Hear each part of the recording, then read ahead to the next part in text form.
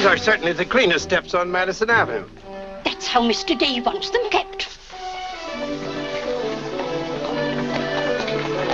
Good morning. Morning.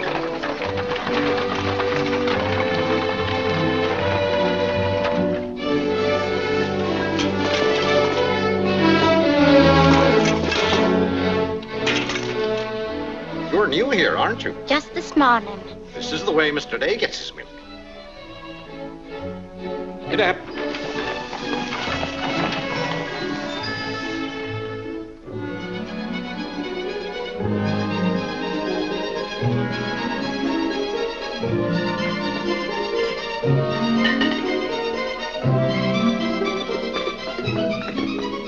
Annie, be careful of this dish. You could burn your hands. And keep the cover on till you're ready to serve them. Mr. Day likes his muffins hot. I'll do that.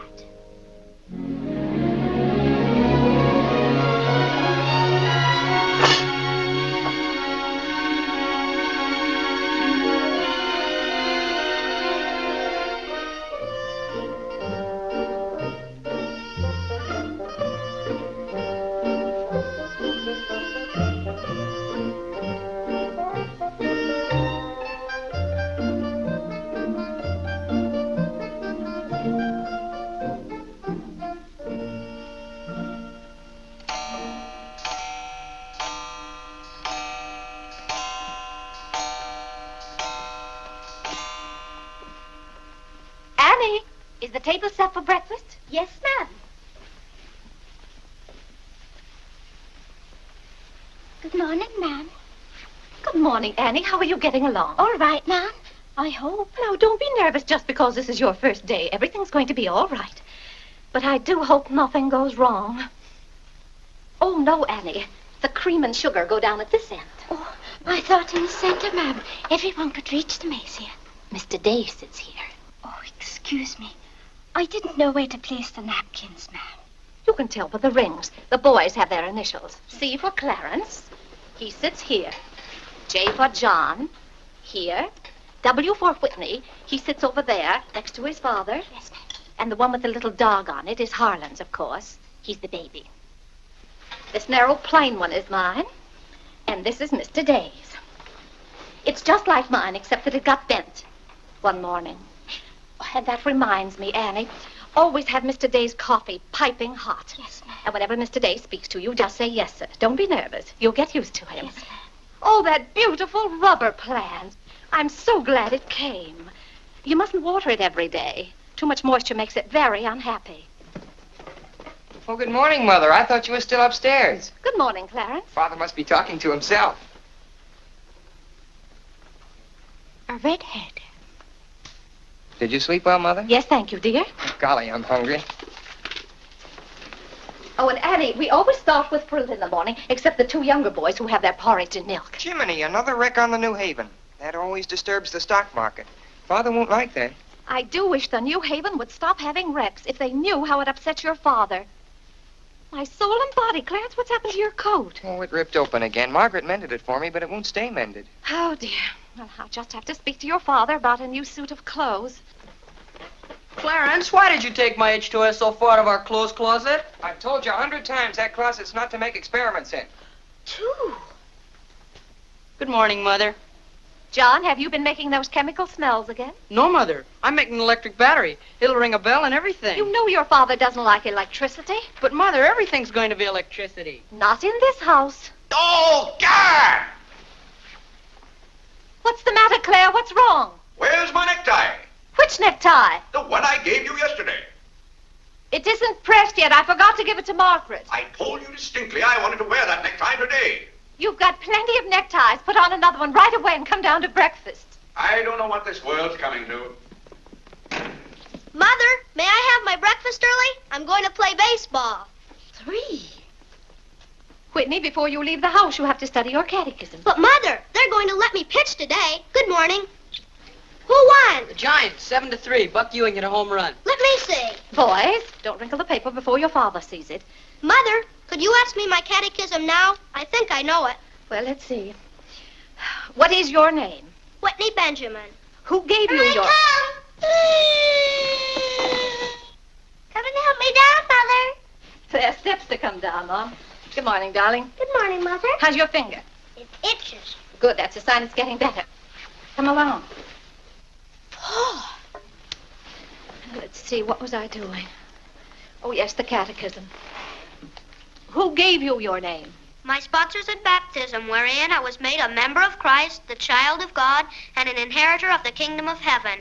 Mother, if I hadn't been baptized, wouldn't I have any name? Not in the sight of the church. What did your sponsors then for you? They did promise and vow 3 things in my name. First, that I should renounce the devil and all his works, the pomps and vanity of this wicked world, and all the sinful lusts of the flesh. And secondly, that I believe all the articles of the Christian faith. And thirdly, that I should keep God's holy will and commandments and walk in the same all the days of my... Good morning, boys. Good morning. Good morning. Morning, Father. Father. Morning, Vinnie. Have a good night? Yes, thank you, Claire. Good. Sit down, boys. What's that thing doing in here? Claire, that's our new rubber plant. Place for rubber plants is on the equator. Take that object out, Catherine. You're not Catherine? No, sir.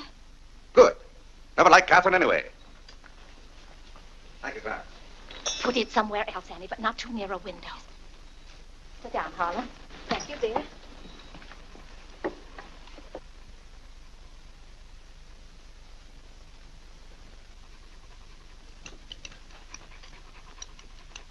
Where did that dog come from? She'll behave, Mother. I've talked to her. What did you say? Claire, that new suit looks very nice. Too blasted tight. You put on a little weight, dear. My way just the same as I always have. Well, Clarence has just managed to ruin the only decent suit he has. I'm sorry, but I'm afraid he'll need a new suit of clothes. Vinnie, Clarence has to learn not to be so hard on his clothes. But, Father, I When you thought... start in Yale in the fall, you'll be completely outfitted. But nothing this summer. Can't I have one of your old suits cut down for me? Every suit I own still has plenty of wear in it. I wear my clothes until they're worn out. Well, if you want your clothes worn out, Clarence can wear them out much faster than you can. Yes, and, Father, you never get a chance to wear yours out. Every time you get a new batch of clothes, Mother sends the old ones to the missionary barrel. I guess I'm just as good as any old missionary. Clarence, before you compare yourself to a missionary, remember the sacrifices they make. Oh, I don't know, Vinnie. I think my clothes would look better on Clarence than on some Hottentot. Have that dark sack suit of mine cut down to fit you. Oh, thank you, Father. One of Father's suits. Thank you, sir. In return for that, Clarence, I want you to practice more often on your violin. Whitney, don't eat so fast. Well, Father, I'm going to pitch today. But before I go, I have to study my catechism. What do you bother with that for? Because if he doesn't know his catechism, he can't be confirmed. But Vinnie, Whitney's going to pitch today. He can be confirmed any old time. Claire, sometimes it seems to me you don't care whether your children get to heaven or not. Oh, Whitney will get to heaven all right. I'll be there before you are, Whitney. I'll see that you get in. And Whitney, when we get to heaven, we'll organize a baseball team of our own. Good. Be just like you to try and run things up there. Well, from all I've heard about heaven, it seems to be a pretty unbusinesslike place. They could probably use a good man like me. What makes you so sure they'll let you into heaven? Well, if they don't, I'll certainly raise a devil of a row. Claire, I do hope you'll behave when you get to heaven. Now, Vinnie, Vinnie, how many times have I asked you not to engage a maid who doesn't know how to serve properly? Claire, can't you see she's new and doing her best? How can I serve myself when she's holding that platter over my head? Hold it lower, Annie. Yes, ma'am. What became of the one we had yesterday? I don't know why you can't keep a maid. Oh, you don't. Why on earth can't you run your house the way I run my office? All I want is service. What the devil's that noise? It's Annie. Annie? Who's Annie? The maid. I'll take it, Annie. Claire, aren't you ashamed of yourself? What have I done now? You made her cry speaking to her the way you did. I never said a word to her. I was addressing myself to you. I do wish you'd be more careful. It's hard enough to keep a maid, and the uniforms just fit this one. What's the matter, Claire? What's wrong?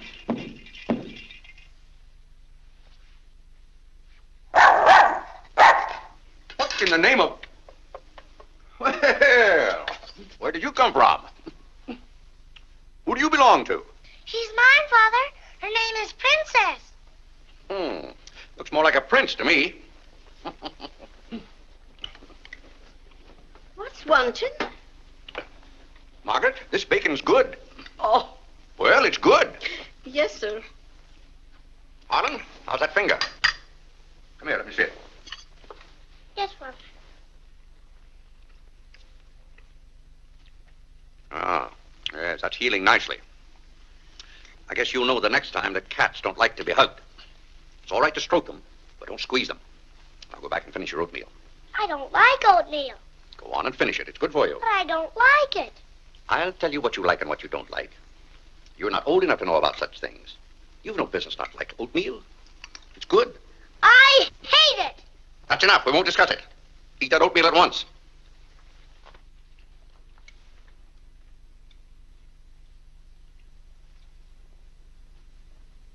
Ah.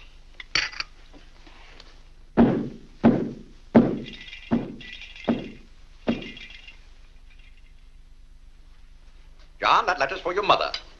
I finished my oatmeal, Father. May I be excused? Yes, Whitney, you may go. It's a good game. I will. Whitney? Yes, Mother. My catechism. Never mind this morning, darling. Run along. Thank you, Mother. What's wanted? Margaret, what is this? Coffee, sir. It is not coffee. You couldn't possibly take water and coffee beans and arrive at that. It's slops, that's what it is. Slops. Take it away. I come down to this table every morning hungry. Well, if you're hungry, Claire, why aren't you eating your breakfast? I am. Aunt Judith wants me to come up and visit her. Now, Vinnie, I want no more relatives in this house. We are going to live here by ourselves, in peace and comfort. Claire, I was saying Aunt Judith wants me to visit her. Oh. Eat your oatmeal, dear. Now, what on earth is this? Dear friend Day, we are assigning you the exclusive rights to Staten Island for selling the Gem Home Pop-Up of popcorn. I think that's for me, Father. But then why isn't it addressed to Clarence Day, Jr.? Oh, it is. I wouldn't get mixed up in popcorn, Clarence. It's too indigestible. Confound it, another wreck on the New Haven. If you please, ma'am, there's $1 due on a package. It's from Lewis and Conger's. Oh, yes, those kitchen knives I ordered. Make a memorandum of that, Vinnie. $1, and whatever it was for. Of course, Claire. I must have a record of what is spent running this house. I've never understood what good a record is after the money's gone. There's just $1, Margaret. Vinnie, this house must be run on a business basis. Of course, dear. That's what the household accounts are for. Oh, Claire, it's 8:30. You don't want to be late at the office. Plenty of time. Annie, clear the table now. Yes, ma'am, I'll do that. Clarence, John, Yes, Mother?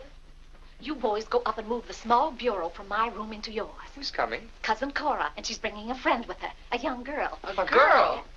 You'll have to help entertain her, Clarence. Oh, Mother, do I have to? Wait till Father finds out we've got visitors. There'll be a rumpus. John, don't criticize your father. He's very hospitable. After he gets used to the idea. I like coffee, I like tea, I like the girls, and the girls like me. Well, I don't like girls, and they don't like me. Oh, God! Go on, boys, go on. What's the matter, Claire? What's wrong?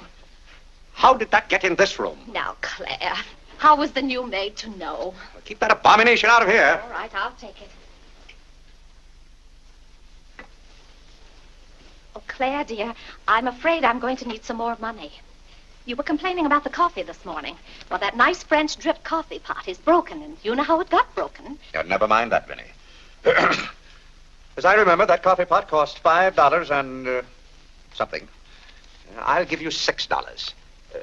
When you get it, Vinnie, enter the exact amount in the ledger. Of course, Claire. We can't go on month after month having the household accounts in such a mess. No, and I've thought of a system that will make my bookkeeping perfect. Well, I'm certainly relieved to hear that. All we have to do is open charge accounts everywhere, and the stores will do my bookkeeping for me.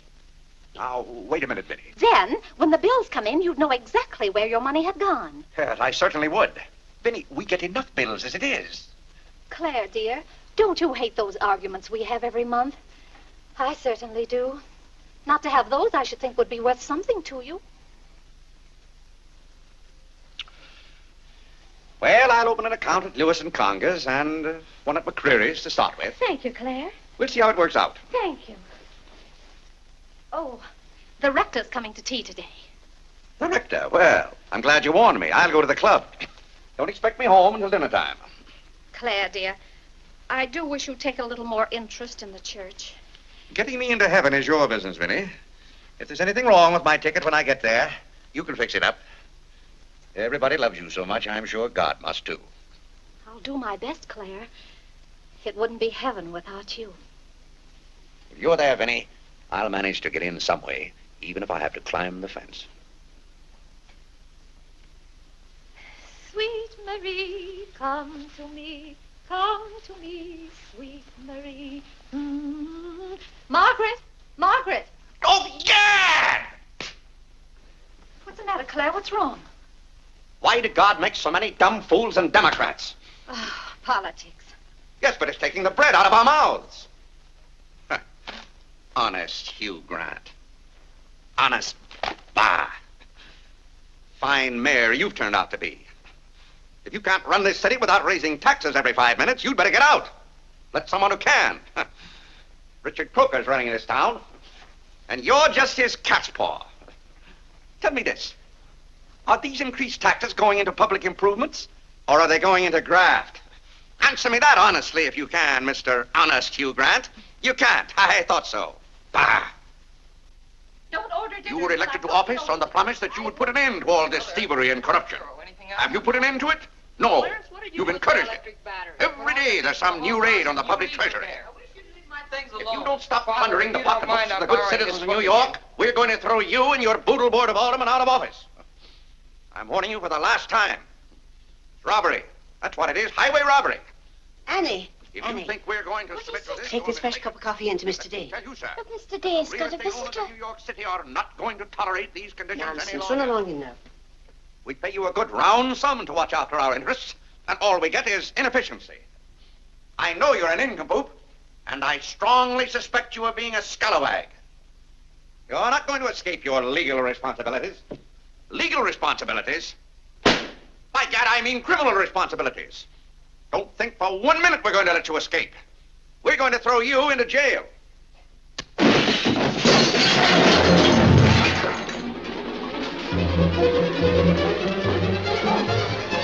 Annie, are you hurt? He can't throw me into jail. Vinnie? Vinnie, why can't I have quiet here in the morning? Claire, what happened? It sounded to me as though that maid dropped a whole tray of dishes. Yes, but what did you say to her? Say to her? I haven't seen her since breakfast. I've got to get to the office. Oh, yes, Claire, you don't want to be late. I'll be home in plenty of time for dinner. Why don't we have chicken fricassee tonight? Well, Claire, chicken's gone up. It's 8 cents a pound.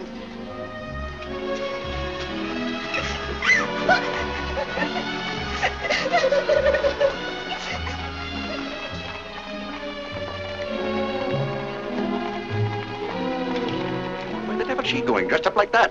Claire, you've done it again. How could you? How could I what? Can't you see she's leaving? Dear, I've no time to engage a new maid. We'll have to have dinner out. Dinner out? Nonsense. I'll engage a new maid myself. Claire, you can't. She has to fit the uniforms. I'll have one here in an hour. Goodbye, dear. Bye. Good morning, Mr. Day. On your way to the office? Yes, Terence. Good morning. Mrs. Day? Good morning, Mr. Day. Good morning, gents.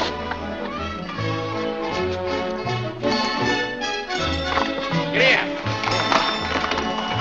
Get here.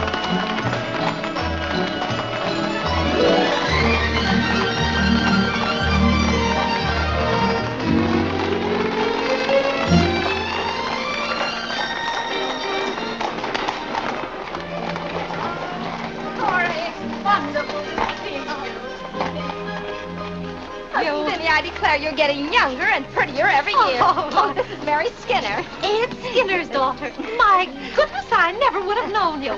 Just leave your things out here and come right on in.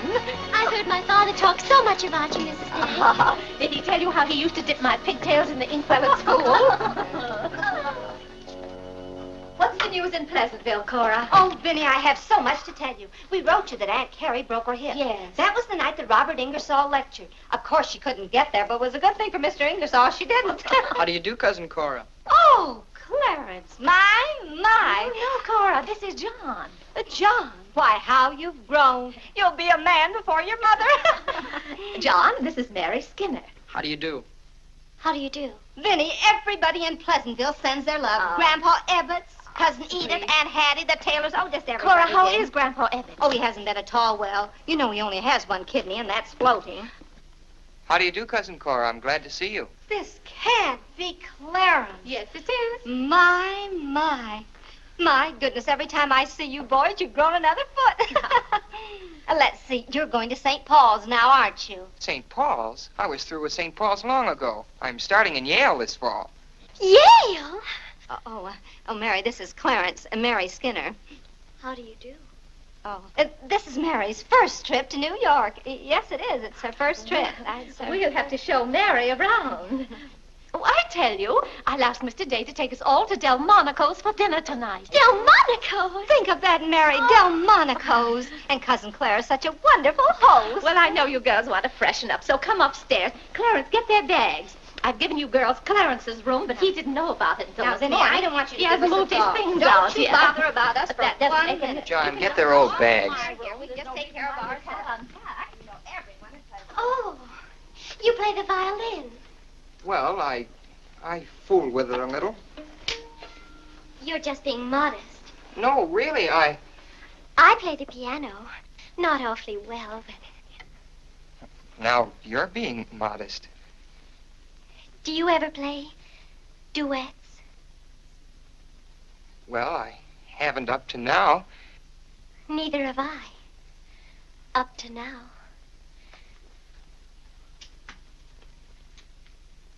Cora didn't tell me about you.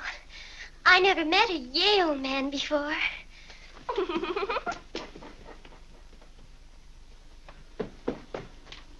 What's happened to you? Nothing. I feel fine.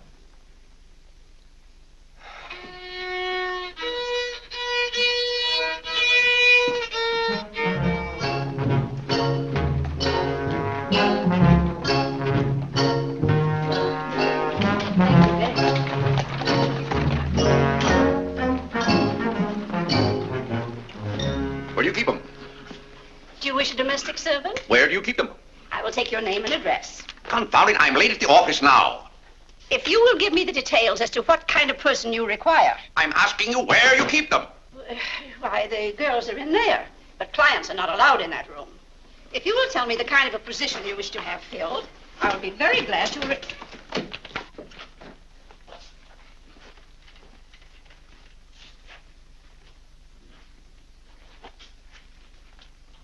You stand up, please. Sir, this is quite against the rules. I must know what you want the girl for. I'll take that one. What's your name? Hilda, sir. Hilda, you go right over to 420 Madison Avenue. I will, sir. That's all, thank you. Sir, before I can let any girl go from this establishment, I must know the character of the home in which she will be employed. Madam, I am the character of my home. My duty toward my neighbor is to love him as myself and to do unto all men as They should do unto me. they should do unto me. He really knows it. Well, he's done very well for so young a boy. May I go now? Yes, darling. Thank you, Dr. Lloyd. Not at all. Come on, Harlan. Wait for me. Ah, you and Mr. Day must be very proud of your children. I was hoping I'd find Mr. Day at home this afternoon. Well, he's usually home from the office by this time. Perhaps he's gone for a gallop in the park. It's such a fine day. He's very fond of horseback riding, I believe. Oh, yes. Tell me, has he ever been thrown from a horse? Oh, no horse would throw Mr. Day. I just thought he might have had some accident. I notice he never kneels in church. Oh, that's no accident. But I don't want you to think he doesn't pray. He does. Why, sometimes you can hear him all over the house. But he never kneels. Ah, perhaps that's Mr. Day now. I hardly think so. Oh, the devil, I forgot. Claire, you're just in time for tea. I'll send for some hot water. How are you, Dr. Lloyd? It's a great pleasure to have a visit with you, Mr. Day. Mother, are they back yet? No, Clarence, no. Except for a brief glimpse on the Sabbath, I don't see much of you. Well, Claire, did you have a busy day at the office? Devilishly busy. Claire. A very busy day. Tired out. How a man can get tired just sitting at a desk all day, I don't know. I suppose Wall Street is just as much a mystery to you as it is to me, Dr. Lloyd. No, it's all very clear to me. My mind often goes to the businessman. The picture I'm most fond of is when I envision him at the close of the day's work. I see him pausing in his toil, and it comes over him that all those figures of profit and loss are without importance or consequence. Vanity and dust. Well, I'll be... Claire? Yes, ma'am. Delia, some more hot water, please. Yes, ma'am. Who's that? The new maid. Where's the one I sent this morning? The uniform didn't fit. I like the one I picked out better. Claire, Dr. Lloyd wants to tell us about the plans for the new edifice. The new what? The new church. You knew we were planning to build a new church. Of course, we're going to have to raise a large sum of money. Well, personally, I'm against the church hopping, skipping, and jumping all over the town. So any contribution I make will have to be a small one. The amount everyone is to subscribe has already been decided. Who decided it? After considerable thought, we voted that our supporting members should each contribute a sum equal to the cost of their pew. I paid $5,000 for my pew. Yes, Claire, that makes our contribution $5,000. That's robbery. Do you know what that pew was worth today? $3,000. That's what the last one sold for. I've taken a dead loss of $2,000 on that pew already. Frank Baggs sold me that pew when the market was at its peak. He knew when to get out. And I'm warning you, Vinnie, if the market ever goes up, I'm going to unload that pew. Clarence Day, how can you speak of the temple of the Lord as though it was something to be bought and sold on Wall Street? Now, Mrs. Day, your husband is a practical man. We've had to be practical about the new church. We have all the facts and figures. Oh? What's the property worth where we are now? Oh, let's see. Is it $40,000? I know the figure has a 4 in it. What's the new piece of property going to cost you? I think the figure I heard mentioned was $85,000. Or was it $185,000? Dr. Lloyd, you preach that someday we'll all have to answer to God. We shall indeed. Well, I hope God doesn't ask you any questions with figures in them. Mrs. Day is in the living room. Thank you. It's Cousin Cora. Hmm? She's passing through town. Oh. Well. Oh, hello. Hello. Hello. Thank you for helping me. Come, Mary. Oh, Vinnie, what a day. We've been in every shop in town. Why, Cousin Claire. Cora! My. You're as welcome as the flowers in May. This is Mary Skinner, Mr. Day. How do you do? I've been telling Mary all about you. She's been dying to meet you. Well, Dr. Lloyd, I want you to meet my favorite cousin, Miss Cartwright. How do you do? And this is Mary Skinner. Miss Skinner, Dr. Lloyd. How do you do? How do you do? This seems to be a family reunion. I'll just run along. goodbye, Dr. Lloyd. Goodbye, Miss Cartwright. goodbye. Goodbye. Oh, Clarence, you haven't said how do you do to Dr. Lloyd. Goodbye, Dr. Lloyd. Goodbye, everybody. I'll go to the door with you, Dr. Thank Lloyd. you, and thank you so much for the tea. Those muffins were delicious. And Who did you say this pretty little girl is? She said Skinner's daughter. This is Mary's first trip to New York. Oh, sit down, sit down. Have some tea. We had tea downtown. Oh, never mind then. Delia. Delia, sit down, sit down. Even if you have had tea, you can stay and visit for a while. As a matter of fact, why don't you both stay to dinner? That's all arranged, Claire. Cora and Mary are going to have dinner with us. Fine, fine. Of course, you just have to take potluck. Well, I'd hardly call it pot. Claire, did you know the girls are going to visit Aunt Judith in Springfield for a whole month? Fine. Now, how long are you going to be in New York, Cora? All week. Splendid. We'd hope to see something of you. Well, you certainly will. Cora, did you find anything you wanted in the shop? Oh, I can't wait to show you. Oh, but I'm afraid some of these packages can't be opened in front of Cousin Claire. Shall I leave the room?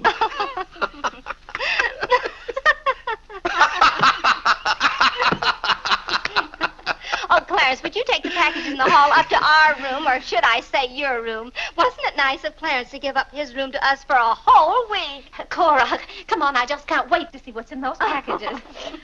Well, we'll be back soon. Vinnie, I wish to speak to you before you go upstairs. I'll be down in just a minute, Claire. I wish to speak to you now. I'll be up in just a minute, Cora. It's all right, Vinnie. Come along, Mary. Are those two women encamped in our house? Now, Claire. Answer me, Vinnie. Now, Claire, you know... Answer me! Just a minute. Clarence.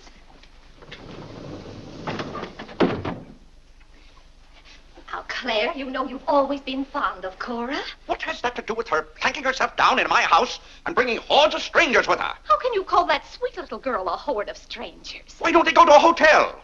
New York is full of hotels built for the express purpose of housing such nuisances. Claire, two girls alone in a hotel? Why, who knows what might happen to them? All right, then put them on the first train.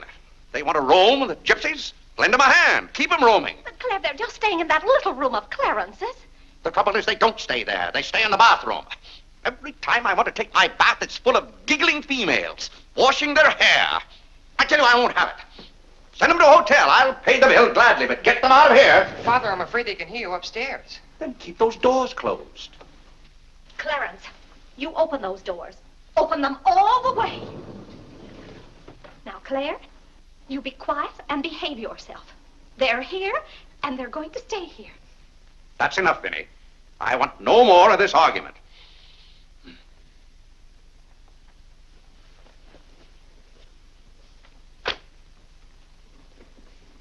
Oh, what I don't understand is why this swarm of locusts always descends on us without any warning. Oh, thunder.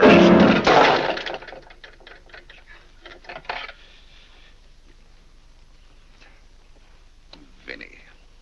Dear Vinnie.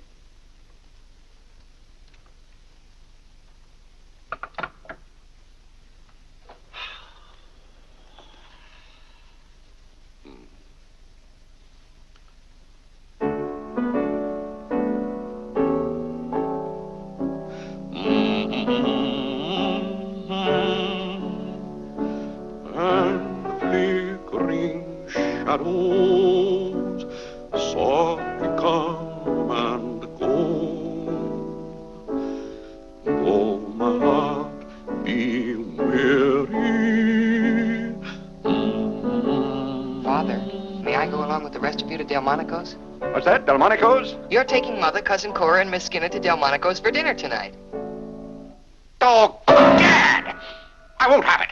I won't have it. I will not have my life arranged for me. I bought this house for my own comfort. I will not submit myself to this indignity. Now, Claire, what's the matter? I won't stand it. By heaven, I won't stand it. Clarence. Do I understand that I am not permitted to have dinner in my own home? Oh, Claire, a little change will do you good. I have a home to have dinner in, and any time I can't have dinner at home, this house is for sale. Well, Claire, you can't have dinner here tonight because it isn't ordered. And besides, Cora and Mary want to see something of New York. Well, that's no affair of mine. I am not a guide to Chinatown and the Bowery. Oh, Mr. Day, I just love your house. I could live here forever.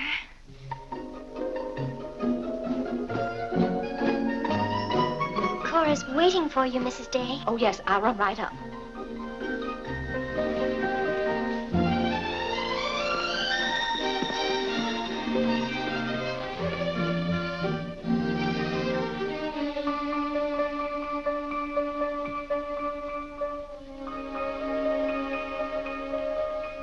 I'm glad you like our house, Miss Skinner. I like it very much, Mr. Day. Praise from a stranger is approbation indeed. At home, our living room is green. I like green. I like green, too. Red's my favorite color. It's an interesting thing about colors. Red's a nice color in a house, too, but outside, too much red would be bad. I mean, for instance, if all the trees and the grass were red. Outside, green's the best color. That's right. I never thought of it that way. But when you do think of it, it's quite a thought. I bet you make your mark at Yale. Oh.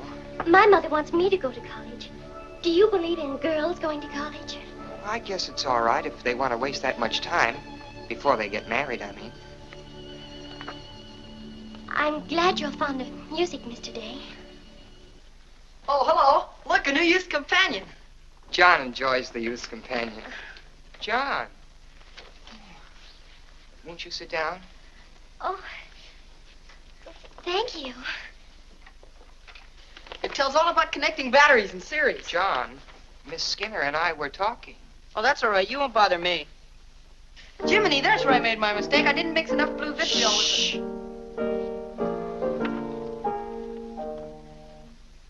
Oh, don't stop. Can you play that? I'm afraid not. Can you play Sweet Genevieve? That's my favorite. Not without my music. Hymns are nice, don't you think? I like this one.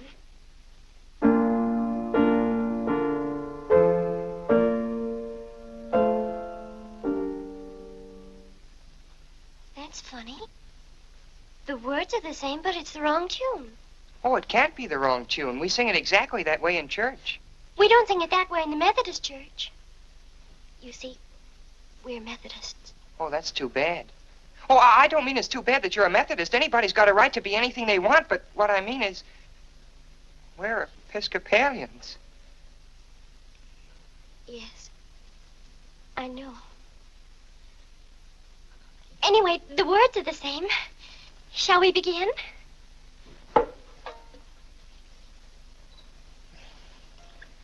Now.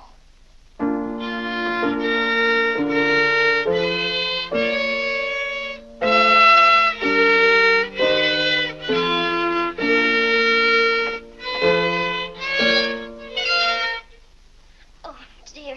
Well, what's wrong? Shall we try again?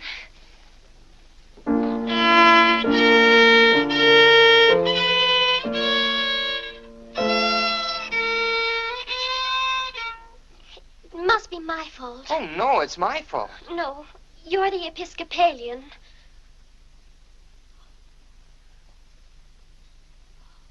I just remembered something. My father was an Episcopalian. He was baptized an Episcopalian. He was an Episcopalian right up to the time he married my mother. She was the Methodist. Oh. Oh, well, let's try it again, then.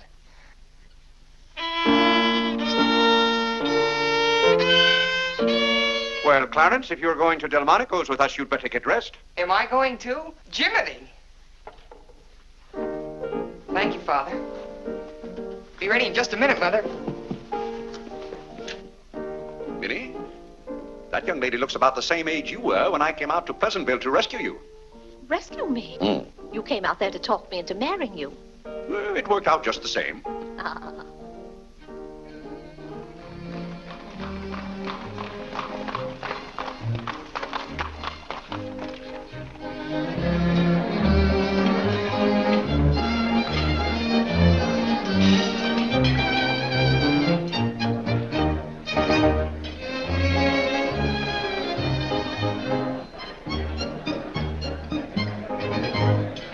L'addition, François. Oui, monsieur, tout de suite. Louis, l'addition pour monsieur Day. Oui, monsieur. Alors, vite, vite. Tout de suite. Alors, vite, vite, tout de suite. Cette sauce diable était délicieuse. Merci, monsieur. Je suis content que monsieur soit satisfait. Merci, monsieur. Bon. France. Oui. No cooking like the French. Claire, it was so nice of you to invite Cora and Mary here their first night. It's been a pleasure. Mr. Day, have you always been an Episcopalian? I've always gone to the Episcopal Church, yes. But you weren't baptized a Methodist or anything, were you? You were baptized an Episcopalian? Come to think of it, I don't believe I was ever baptized at all. Claire, that's not very funny, joking about a subject like that. I'm not joking. I remember now, I never was baptized. Claire, that's ridiculous. Everybody's baptized. What? I'm not. No one would keep a little baby from being baptized. You know father and mother, free thinkers, both of them. They felt their children should decide those things for themselves. But Claire... I remember when I was 10 or 12 years old, Mother said I ought to give some thought to it, but I never got around to having it done to me. Claire, do you know what you're saying? Yes, I'm saying I've never been baptized. Then something's got to be done about it right away. Now, Vinnie, don't get excited over nothing. Why haven't you ever told me? Well, what difference does it make? I've never heard of anyone who wasn't baptized. Even the savages in darkest Africa. Well, it's all right for savages and children. But if an oversight was made in my case, it's too late to correct it now.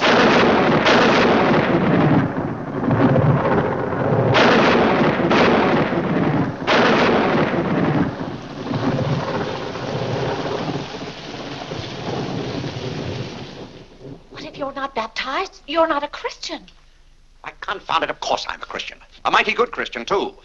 A lot better Christian than those psalm singers in church. But you can't be if you won't be baptized. I won't be baptized, and I will be a Christian. I'll be a Christian in my own way. Claire, don't you want to meet us all in heaven? Of course, and I'm going to. But you can't go to heaven if you're not baptized. Ah, that's a lot of folderol. Clarence Day, don't you blaspheme like that. You're coming to church with me before you go to the office in the morning and be baptized then and there. Vinnie, don't be ridiculous. If you think I'm going to stand there and let Dr. Lloyd splash water on me at my age, you're mistaken. No, I'm sleepy. Good night, Vinnie.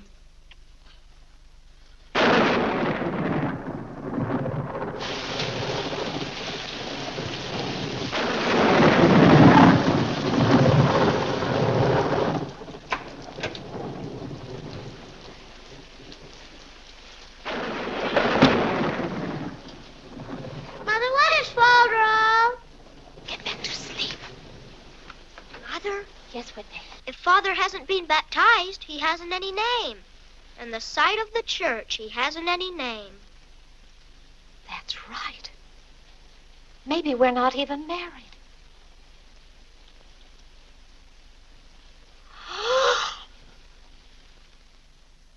We, thine unworthy servants, do give thee most humble and hearty thanks for all thy goodness and loving kindness to us and to all men. We bless thee for our creation, preservation, and all the blessings of this life. But above all, for thine inestimable love in the redemption of the world by our Lord Jesus Christ. For the means of grace, for the hope of glory. And we beseech thee, give us that due sense of all thy mercies, that our hearts may be unfeignedly thankful, and that we show forth thy praise, not only with our lips, but with our lives, by giving up ourselves to thy service, and by walking before thee in holiness and majesty all our days.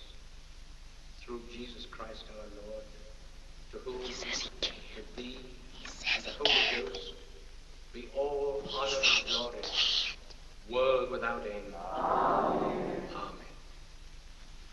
The grace of our Lord Jesus Christ, and the love of God, and the fellowship of the Holy Ghost be with us all evermore. Amen.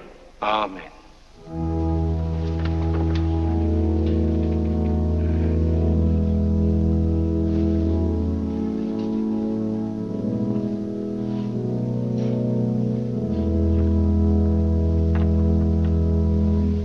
And so, my friends, what comfort and security it gives us when we have reached the age of understanding to know that the rite of baptism has not been neglected in our infancy or youth. Can you imagine any man who has reached maturity with the knowledge that he had never been baptized, failing to hasten to the holy font that his soul might be saved? As it says in the baptismal office, except a man be born of water and of the Spirit, he cannot enter into the kingdom of God. He that believeth and is baptized shall be saved, but he that believeth not shall be damned. What's that follow up to? He can't be. Which also showeth us the great benefit we reap thereby. He that is baptized showeth great benefit. But he that believeth not cannot enter into the kingdom of God. Says, for the promise is to you and to your children. Doubt ye not, therefore, but earnestly believe.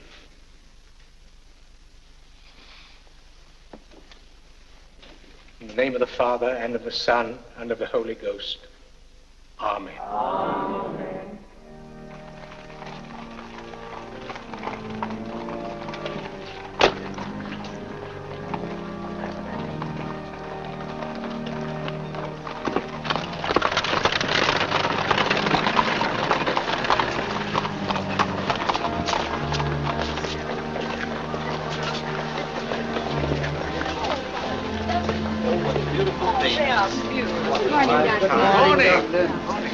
This is William Tyler Wickersham. And this is Wilhelmina Eugenia Wickersham. What a lovely day for them to be baptized. The happiest day of my life.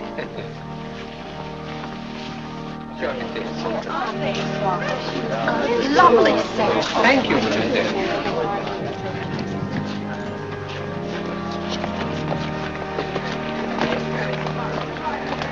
Claire, you know I didn't ask Dr. Lloyd to do that. You must have said something. Well, I had to find out from him if we were really married. I am married and I'm not baptized. And as far as I'm concerned, the whole congregation can know it. They certainly know it now. That suits me. I don't go to church to be preached at as though I were some lost sheep. Claire, you don't seem to understand what the church is for. Vinnie, if there's one place the church should leave alone, it's a man's soul.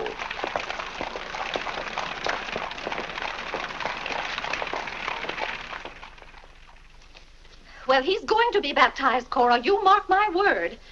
I just couldn't go to heaven without Claire. Why, I get lonesome for him even when I go to Ohio. It's awfully hard on a woman to love a man like Claire so much. Oh, men are so aggravating. They take everything for granted. They certainly do. You know, I don't believe Claire's come right out and told me he loves me since we've been married. Of course, I know he does because I keep reminding him of it. You have to keep reminding them, Cora. Vinnie, the table isn't set for dinner yet. I'll be back in a minute, Cora. We're having it after Cora and Mary go to the train. Their cab's coming at 1 o'clock. Cab? The horse cars go right past the door. But, Claire, they have those heavy bags. Cabs are a waste of money. Well, if dinner's going to be delayed, I'll work on this month's bills. Where are they? Now, Claire, it isn't fair to go over the household accounts when you're hungry. Vinnie, where are those bills? They're in the library on your desk. Oh. I didn't know dinner was going to be late. No one ever tells me anything in this house. Back home, I ride all the time. I love horses. The horse is my favorite animal.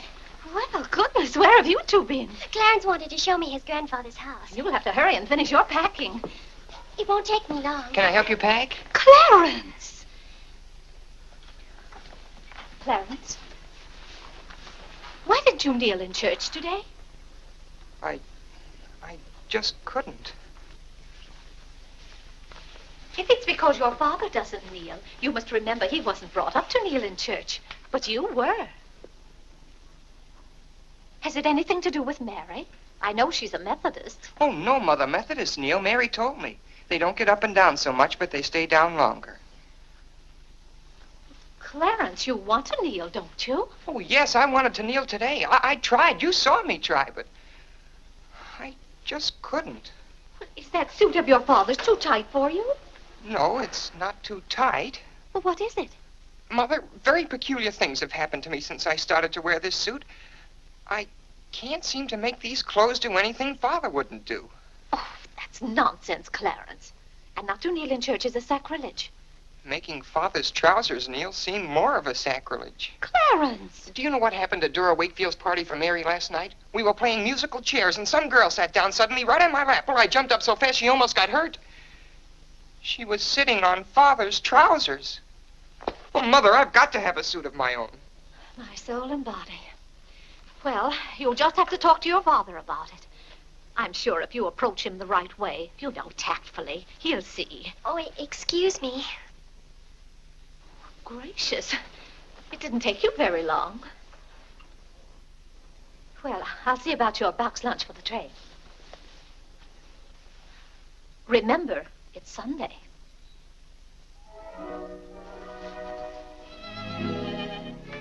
I was hoping we could have a few minutes together before you left. Cora had so much to do, I wanted to get out of her way. Well, didn't you want to see me? I did want to tell you how much I've enjoyed our friendship. Oh, hello. Mother told us to sit in the living room till dinner's ready. Not on the best sofa. Hello. Have you ever been out on our porch? Oh, yes. Well, let me show it to you. It's awfully hard to grow up in a family with children. My, I've never known a week to pass so quickly. Why, Yes? Yes? You're going to write me when you get to Springfield, aren't you? Of course. If you write me first. But you'll have something to write about, your trip and Aunt Judith and how things are in Springfield. You write me as soon as you get there. Maybe I'll be too busy. Maybe I won't have time. Well, you find the time. Let's not have any nonsense about that. You'll write me first and you'll do it right away, the first day.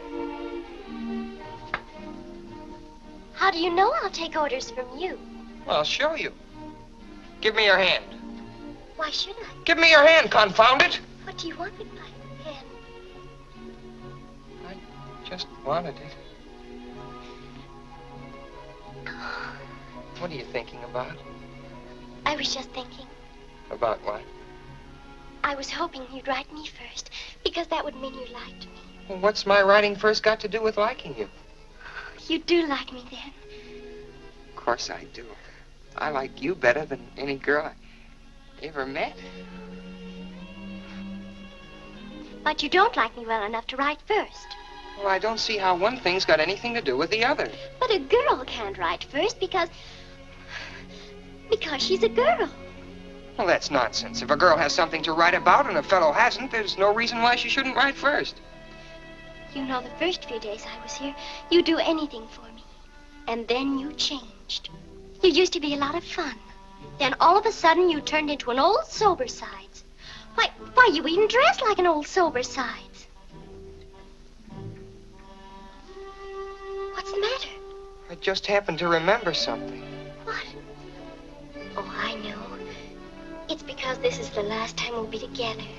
Mary, please. But, Clarence, we'll see each other in a month when I come back. Oh, Clarence, please write me first, because that'll show me how much you like me. Please. I'll show you how much I like you. Get up, get up! Oh, Mary, don't do that. Please don't do that.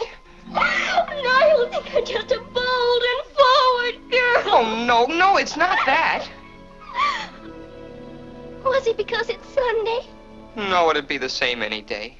Oh, you just didn't want me sitting on your lap. Oh, it was nice of you to do it. It was nice of me, so you told me to get up. You just couldn't bear to have me sit there. Oh, well, you needn't write me first. You needn't write me any letters at all, because I'll tear them up without opening them. I never want to see you again. Oh, Mary, listen to me. Mary, please. Oh, Mary.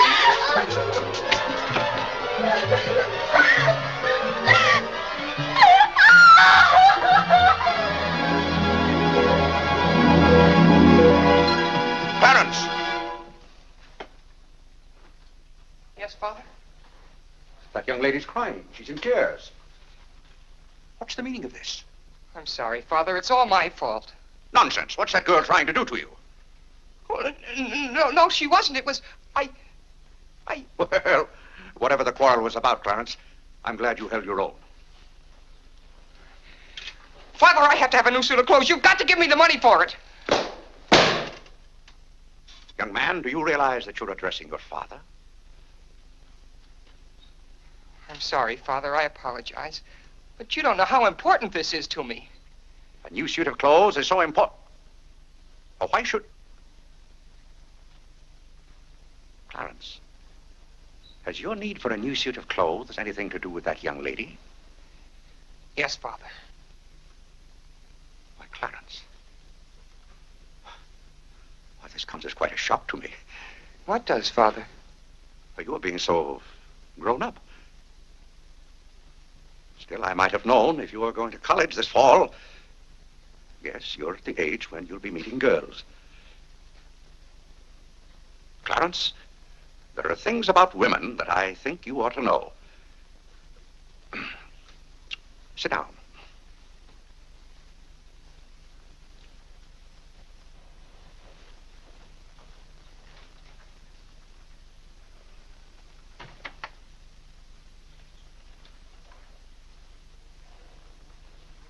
Yes, I think it's better for you to hear this from me than to have to learn it for yourself. Clarence, women aren't the angels that you think they are. Well, now, first let me explain this to you. You see, Clarence, we men have to run this world, and it's not an easy job. It takes work, and it takes thinking. A man has to reason things out. Now, you take a woman. A woman thinks... No, I'm wrong right there. A woman doesn't think at all. She gets stirred up. And she gets stirred up over the most confounded things. Now, I love my wife just as much as any man, but that doesn't mean that I should stand for a lot of folderol. By gad, I won't stand for it. Stand for what, Father? That's the one thing I shall not submit myself to. Clarence, if a man thinks a certain thing is wrong, he shouldn't do it. If he thinks it's right, he should do it. Now, that has nothing to do with whether he loves his wife or not. Who says it has, Father? They do. Who, sir? Women. They get stirred up. And then they try to get you stirred up, too. But don't you let them do it, Clarence. Don't you let them do it. Now, if you can keep reason and logic in the argument, well, a man can hold his own, of course. But if they can switch you, well, pretty soon the argument's about whether you love them or not. I swear I don't know how they do it. But don't you let them, Clarence. Don't you let them. I see what you mean so far, Father. If you don't watch yourself, love can make you do a lot of things you don't want to do. Exactly. But if you do watch out and know just how to handle women, then you'll be all right. All a man has to do is be firm. You know how sometimes I have to be firm with your mother. Yes, but Father, what can you do when they cry? Well, that's quite a question. You just have to make them understand that what you're doing is for their good. I see. Now, Clarence, you know all about women.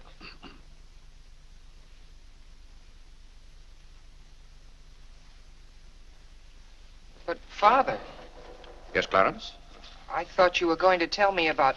About what? About women.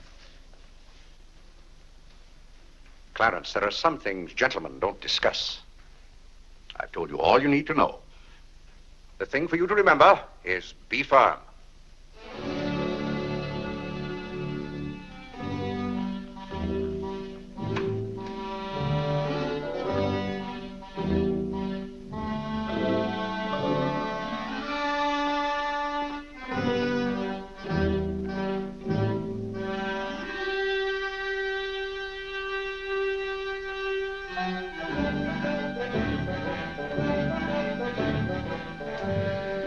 Mary, when you get to Springfield, the very first thing you...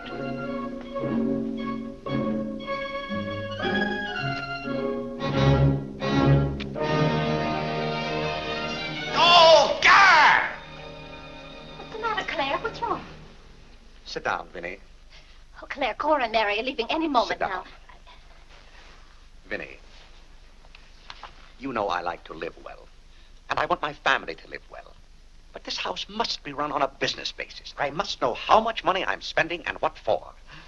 For instance, if you recall, a week ago, I gave you $6 to buy a new coffee pot. Yes, because you broke the old one. You threw it right on the floor. I'm not talking about that.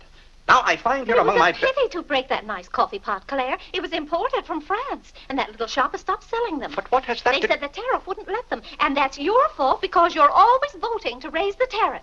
The tariff protects America against cheap foreign labor. Now, this bill... The tariff does nothing but put up the prices, and that's hard on everybody, especially the farmer. Vinnie, I wish to heaven you wouldn't talk about matters you don't know anything about. I do, too, know about them. Miss Gulick says that every intelligent woman should have some opinion Who, about... may I ask, is Miss Gulick? She's the current events woman I told you about, and the tickets are $1 every Tuesday. Do you mean to tell me that a pack of idle-minded females pay $1 apiece to hear another female gabble about the events of the day? Listen to me if you want to know anything about the events of the day. But you get so excited, Claire. And besides, Miss Gulick says that our president, whom you're always belittling, prays to God for guidance. Vinnie, what happened to that $6? What $6? I gave you $6 to buy a new coffee pot. Now I find that you apparently got one at Lewis and Conger's and charged it. Here's the bill. One coffee pot, $5. So you owe me $1 and you can hand it right over. I'll do nothing of the kind. What did you do with that $6? Well, Claire, I can't tell you now, dear. Why didn't you ask me at the time? I give up. Wait a minute. I spent $4.50 for that new umbrella. Now we're getting somewhere. One umbrella, $4.50. And that must have been the week I paid Mrs. Tobin for 2 extra days washing. Mrs. Tobin. That's $2 more. That $2. makes $6.50, and that's another 50 cents you owe me. I don't owe you anything. What you owe me is an explanation of where my money's gone. I do the best I can to keep down expenses. You know yourself, Cousin Phoebe spends twice as much as we do. Don't talk to me about your cousin Phoebe. You talk about your own relatives enough. That's not fair, Vinnie. When I talk about my relatives, I criticize them. I can't even speak of Cousin Phoebe. You can speak of her all you want to. But I won't have Cousin Phoebe or anyone else dictating to me how to run my house. I didn't say a word about her dictating. Claire, you know she isn't that. You said... Well, I don't know what you said now. You never stick to the point. Now, we're going over this account book, item by item. I find here a bill for $38. I don't know what you expect of me. I tire myself out chasing up and down those stairs all day long, trying to look after your comfort, to bring up our children. I do the mending and the marketing. Now you want me to be an expert bookkeeper, too.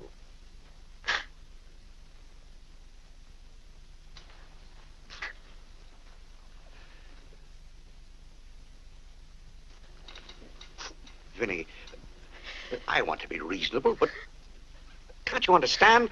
I'm doing all this for your own good. Oh.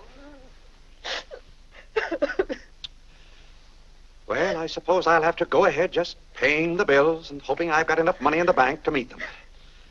But it's all very discouraging. I'll try to do better, Claire. Well, that's all I'm asking. Well, I'll make out the checks and sign them. But maybe I haven't any right to sign those checks since in the sight of the Lord I haven't any name. That's right. Claire, to make those checks good, you'll have to be baptized right away. Vinnie, the bank doesn't care whether I've been baptized or not. Well, I care. And no matter what Dr. Lloyd said, I'm not sure we're really married. Vinnie, we have 4 children. If we're not married now, we never will be. Claire, Dr. Lloyd said this morning. Well, that's all, Vinnie. Hadn't you better go tell Whitney to watch for the cab? Not before you give me that $1.50. What $1.50? The $1.50 you owe me. I don't owe you any $1.50. I gave you money to buy a coffee pot for me, and somehow it turned into an umbrella for you. Why, Clarence Day, what kind of man are you? Quibbling about $1.50 when your immortal soul is in danger. And what's more, All right.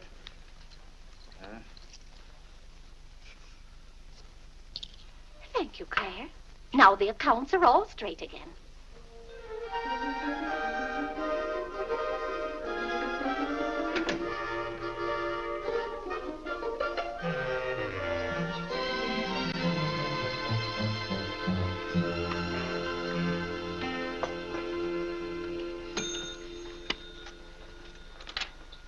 What were you doing down there? I'm setting up this new burglar alarm. I invented it myself. Have you got any money you can lend me? No, you owe me 30 cents now. Well, I'll give you my stamp collection and my piece of John Wilkes Booth's finger. How much? Enough to get a new suit of clothes? If you can wait a month till I hear from the patent office in Washington, I may be rich. Well, I can't wait that long. Maybe I could get it sooner. I'm going to look into something else tomorrow. Wanted, an energetic young man to sell household necessity. Liberal commission. Apply 312. But John, let me have this job. Why should I give you my jobs? They're hard to get. But I've got to get a new suit of clothes. Maybe I could get the job for both of us. I'll ask the man.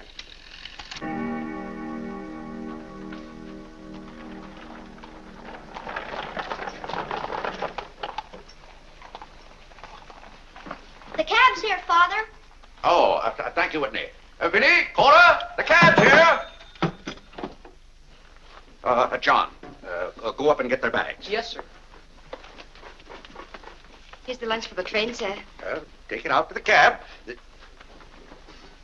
Who's that one? It's Ellen. Delia left yesterday.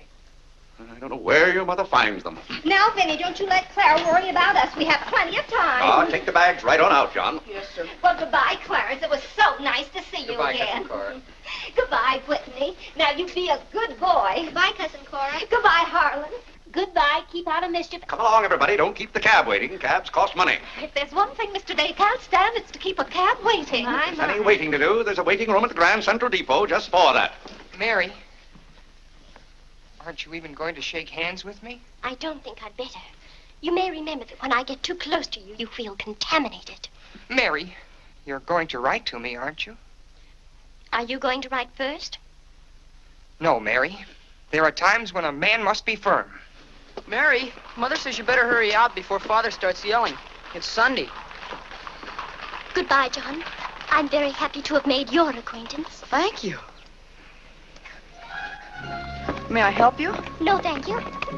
Take care of yourself. Goodbye, Mr. Day. Goodbye, Mary. Goodbye, Mrs. Day. I've had a wonderful Goodbye, time. Mary. Bye-bye. Goodbye. Goodbye, Cousin Claire. Goodbye, Cora. Goodbye, Cora.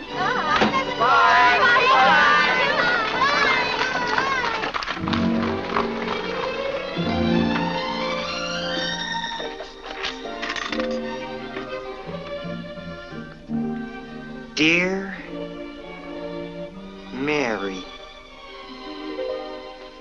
My duty toward my neighbor is to love him as myself and to do to all men as I would they should do unto me. Has Father gone to the office yet? Come on, let's go to the ball field. I've got to guard this box till John comes back. It's his burglar alarm. It wouldn't work, so he fixed it. We're going to put it back in the dining room after Father goes to the office. Are there burglars around? Everywhere. Oh. To love, honor, and succor my father and my mother. Why do you have to learn that? Because if I don't, I'll go to hell. Father's going to hell. He is not. Yes, he is, because he isn't baptized. He'll go to hell and burn for 1,000 years. He won't. He won't. He'll be in a lake of fire and brimstone, and 1,000 devils with pitchforks will be poking at him. No, Mother, don't let the... Father will hear you. No, I don't. Oh, come on, you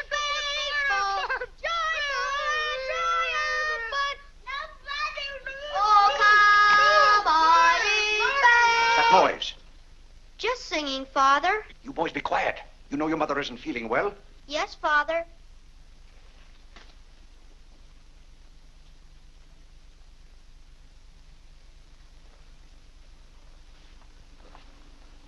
What did your mother say? She says she doesn't want any breakfast. Now, why does your mother do that to me? She knows it just upsets my day when she doesn't come down to breakfast. A special delivery, sir. Thank you. Thank you. Where's John this morning? Well, John had his breakfast early, Father, and went out to see about something. See about what? Well, John and I thought we'd work this summer and earn some money. Good. Work never hurt anyone. It's good for them. But if you're going to work, work hard. King Solomon had the right idea about work. Whatever thy hand findeth to do, Solomon said, do thy doggonedest. Well, I don't understand this at all.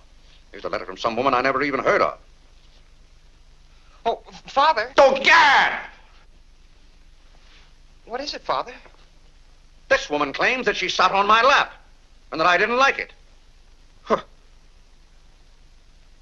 What's that word? No, that one down there. It looks like curiosity. Oh. I only opened your letter as a matter of curiosity. Yes, go on. Why, this gets worse and worse.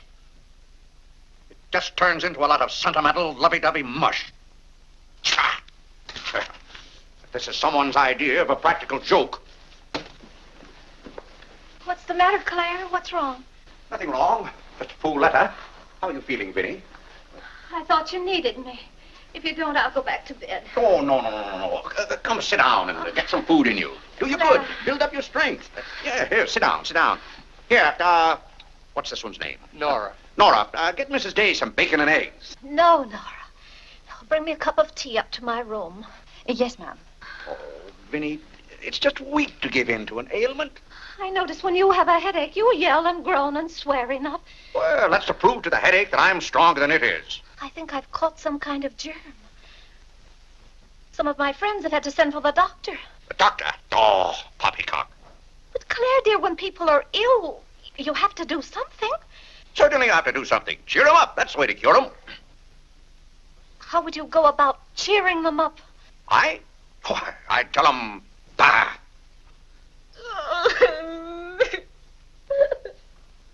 What have I done now? Oh, Claire, hush up.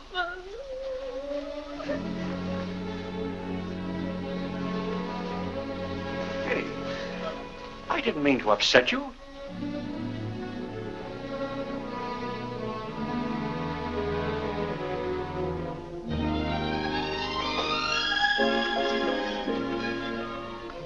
Dear Clarence.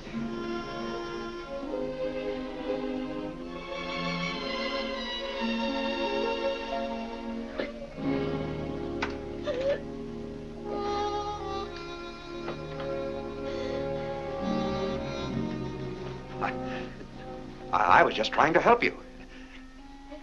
You know, when you take your bed, I have a confounded lonely time around here. So when I see you getting it into your head that you're not feeling well, I want to do something about it. But just because some of your friends have given into this, no reason why you should imagine you're ill. Claire, stop.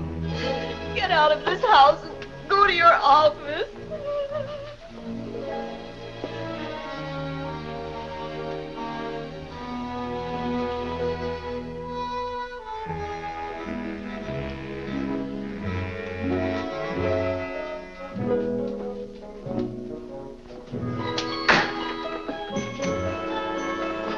Did you get the job? Yes, for both of us. Look, I've got it with me. What is it? Medicine. Medicine? You took a job for us to go out and sell medicine? But it's wonderful medicine. Look what it cures. A sovereign cure for colds, coughs, catarrh, asthma, quinsy, and sore throat. Poor digestion, summer complaint, colic, dyspepsia, heartburn, and shortness of breath. Lumbago, rheumatism, heart disease, giddiness, and women's complaints. Nervous prostration, St. Vitus dance, jaundice, la grippe, proud flesh, pink eye, seasickness, and pimples. It's made from a secret formula known only to Dr. Bartlett. We get 25 cents commission on every bottle we sell, and he's giving us the territory of all Manhattan Island. Well, lots of fathers and mothers' friends have some of those diseases. Let's start out by calling on them. Yes. Oh, what if they ask us if we use it at our house? Oh, yes, it would be better if we could say we did. Excuse me? Oh, is that the tea for Mrs. Day? Yes. Well, I'll take it up to her. Oh, thank you. Right away now, while it's hot. What's the matter with Mother? I don't know. She was just complaining. Say, it says here it's good for women's complaints. Here.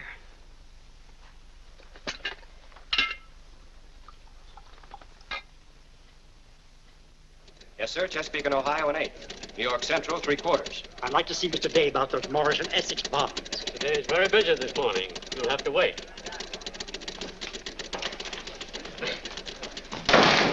Where's Father? Well, Master Whitney, have you come to pay us a visit? Where's Father? He's busy in his office with a customer. Master Whitney!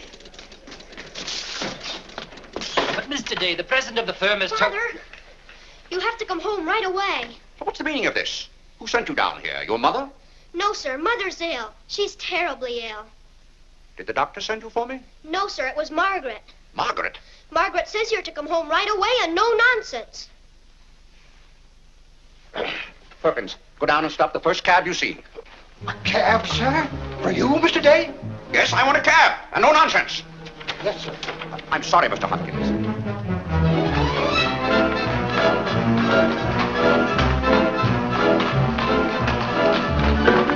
Confound you, can't you go any faster? All right. Get up. Get up there, do you hear me? Get up!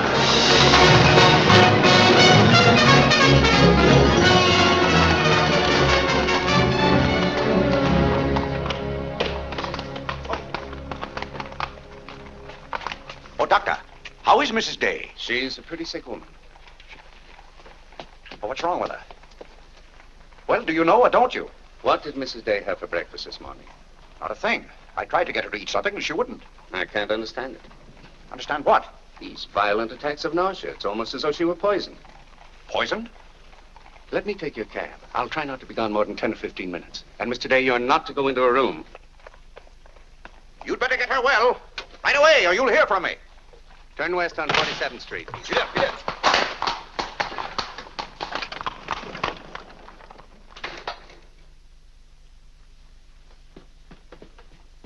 How is Mother?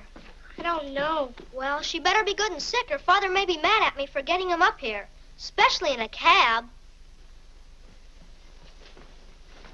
Has your father come? Yes, just now. Where are you going, Margaret? I have to go for the minister.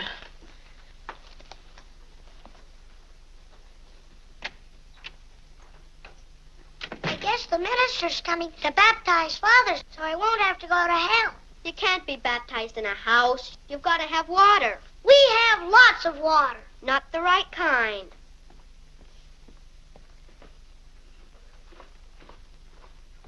Is Mother better, Father? How can I tell? She wouldn't let me in the room with her. These confounded doctors never know what's the matter with anybody.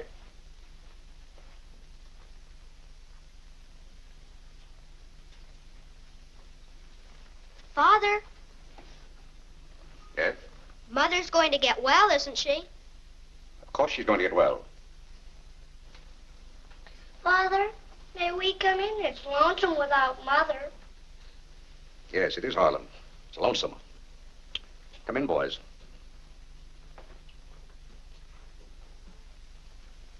What have you been doing, Harlan? Nothing. They won't let me upstairs. What about you, Whitney? I was supposed to learn the rest of my catechism. Will you hear me, Father? Yes, Whitney, I'll hear you. Start here. How many parts are there in a sacrament? 2. The outward visible sign and the inward spiritual grace. What is the outward visible sign or form in baptism? Water, wherein the person is baptized in the name of... You haven't been baptized, have you, Father? Whitney, what is the outward visible sign? Water, wherein the person... You don't know it well enough, Whitney. You'd better go and study it some more. Do you want me to read to you, Harlan? Father, are they going to put you into hell? Whitney, take Harlan with you.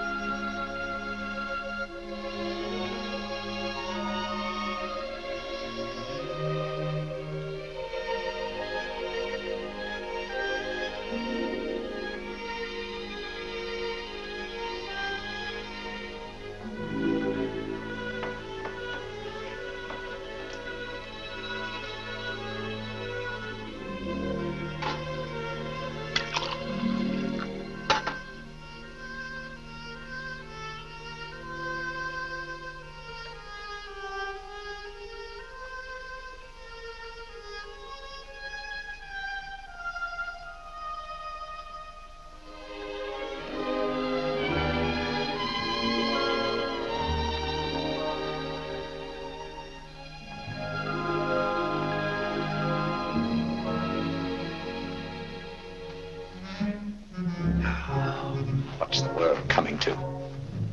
Everybody's sending for doctors. Doctors don't do you any good. Only make you feel worse. All poppycock. Who's ringing that bell? Stop that noise! Stop it, I say! What idiot's ringing that bell? Mr. D, We must all be quiet. Mrs. Day is very ill. I know she's ill. Go up and see if she needs anything. And what are you doing out of the house? Send for the minister. The minister? He'll be right in. He's paying off the cab.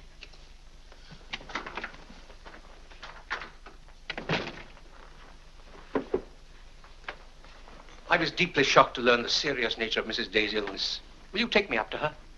She's resting now. She can't be disturbed. The doctor will be back in a minute. Mrs. Day has been a tower of strength in the parish. Everyone liked her so much. Yes, she was a fine woman. I wish to heaven you wouldn't talk about Mrs. Day as if she were dead.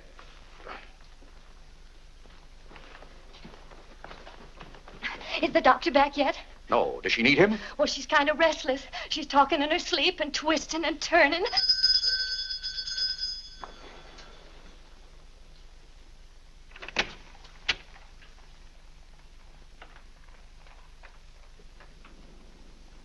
Well, Doctor, it seems to me that was a pretty long 10 minutes. See here, Mr. Day, if I'm to handle this case... How can you handle it if you're out of the house? Who is this? It's Dr. Summers. How do you do? I felt that Mrs. Day's condition warranted my getting Dr. Summers here as soon as possible for consultation. I hope that meets with your approval. Why, yes, of course. Anything that can be done. Upstairs, Doctor. Pardon me.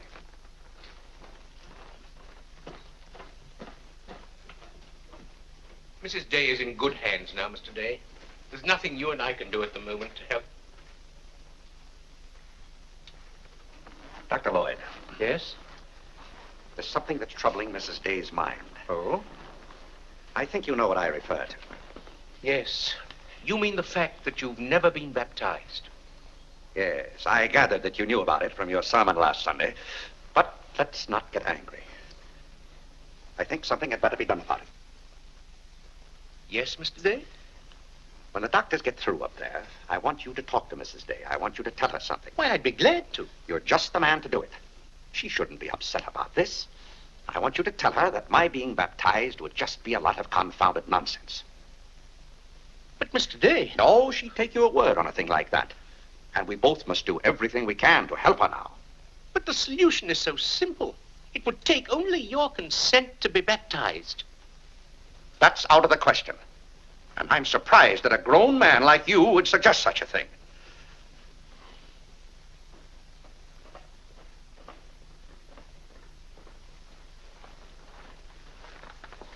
Well, Doctor, how is she?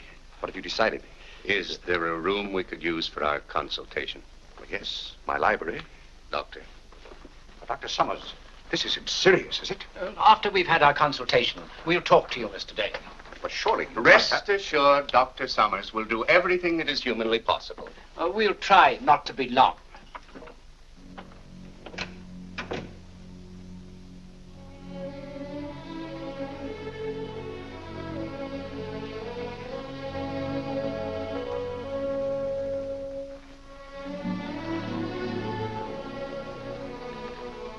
Tell me, this Dr.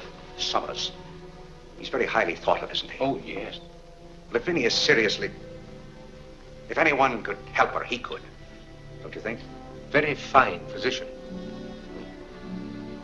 But there is a greater help, ever present in the hour of need. Let us turn to him in prayer. Let us kneel and pray.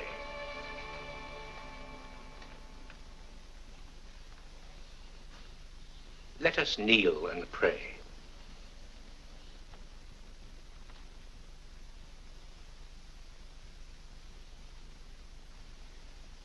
O Lord, look down from heaven. Behold, visit, and relieve this thy servant who is grieved with sickness. Have mercy on her, O Lord. Have mercy on this miserable sinner. Forgive her, and extend thy accustomed She's goodness. not a miserable sinner, and you know it. Oh, God! You know Vinnie is not a miserable sinner. She's a fine woman. She shouldn't be made to suffer. It's got to stop, I tell you. It's got to stop. Have mercy, I say. Have mercy, I tell you. What's the matter, Claire? What's wrong? Vinnie. Vinnie, what are you doing down here? You shouldn't be out of bed. You get right back upstairs. I heard you call. Do you need me? Vinnie, I know now how much I need you. Get well, Vinnie. I'll be baptized. I promise. I'll be baptized. You will? I'll do anything. Oh, Claire. We'll go to Europe, just we two.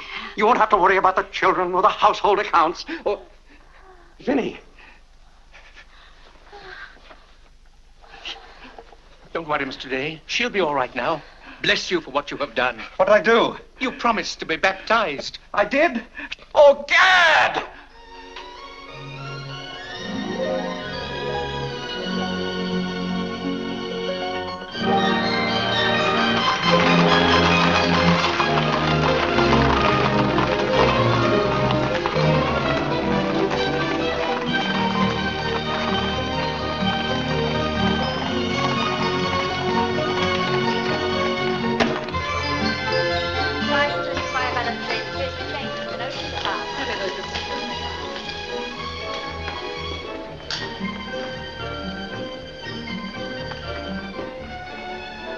Isn't it drafty here, Mother? Shall I get your coat, Mother? The No, doctor said thank you. mustn't take cold. I'm quite comfortable, thank you. Come on now, let's stay together. Holland, don't you get lost again. Aren't the hats lovely this year? Ostrich feathers. You wouldn't wear that hat, would you, Mother? I think that's very pretty. I think they're all pretty. Oh, I do need some pink silk thread. Oh, isn't this applique beautiful? Just arrived from Paris, madam. It's charming. What are you looking for, Mother? Oh, I'm just shopping. I think I'll just take a plain one. But this is the very latest. We've only had them in a few days. Remember, Mother, this is your first day out. You mustn't get too tired. No, I'm saving myself, dear. I have to. Cousin Cora's coming tomorrow. She is? Does Father know about it? Not yet. Is Mary coming too? Yes, dear. Harlan, don't touch things. I'll bet you knew it. No, Look, honest, Mother, I just didn't. like Father's. Not tomorrow. Yes, it is, isn't Aren't it? the sleeves a little long? Exactly Fits well like across the yours. shoulders. Come on now, Harlan. Now, take about my the hand. sleeve. You'll get lost again. Do we have any more of this material? Yes, we do. Dora Thank doesn't you. like you to touch things. This one is genuine imitation Dresden. The original design by Duryea. John, isn't this the darlingest thing? It's exactly what I've always wanted. How much is this lovely pug dog? $15, ma'am. $15? Gee whiz, Mother. We can buy a real-life bloodhound for $5. Oh, isn't he perfectly adorable? Oh, I shouldn't. I know I shouldn't. Mrs. Day. Oh, Mrs. Whitehead. How nice to see you. Are you quite recovered? Almost. This is my first day out. We've missed you at the church. You remember Mr. Morley? How do you do, Mrs. How do you do? Mr. Morley preached the Sunday Dr. Lloyd was ill. Oh, yes. I can't tell you how much I enjoyed your sermon. Even my husband enjoyed your sermon. We've just come from the board meeting of the foreign missions. I'm taking Mr. Morley home to lunch. I had to drop in here to pick up a purchase. I won't be a minute. Is your parish in the city? Yes, it's on the outskirts. My church is in Audubon Park. Oh, way up there. Oh, are you acquainted in Audubon Park? No, I don't believe we know a soul there. Mr. Morley, would this be possible? My husband, Mr. Day. If we lower the collar, it'll be a very fine fit. You won't find a better suit of clothes in the city for $15. Oh, it's not the price. It's the money. Thank you for holding it for me. Welcome. Goodbye, Mrs. Day. I hope we meet again soon. Goodbye. It was very pleasant meeting you again. I think it was divine providence. I shall be delighted to be of service. Goodbye, Mr. Morley. Goodbye. May I work it? Oh, no, it's against the rules.